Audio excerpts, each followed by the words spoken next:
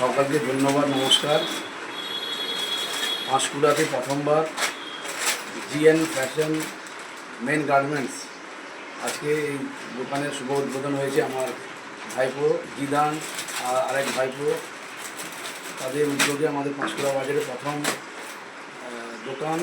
পাঁশকুড়াবাসীকে অনুরোধ করব এই দোকানের সঙ্গে এসে আপনারা ঘুরে যান, পছন্দ হয় কিনুন, কিন্তু ঘুরে যান। প্রথম দোকান নতুন প্রজন্মের ছেলেমেয়েরা, পাঁশকুড়া নতুন প্রজন্মের ছেলেমেয়েদের জন্য দোকান করেছে।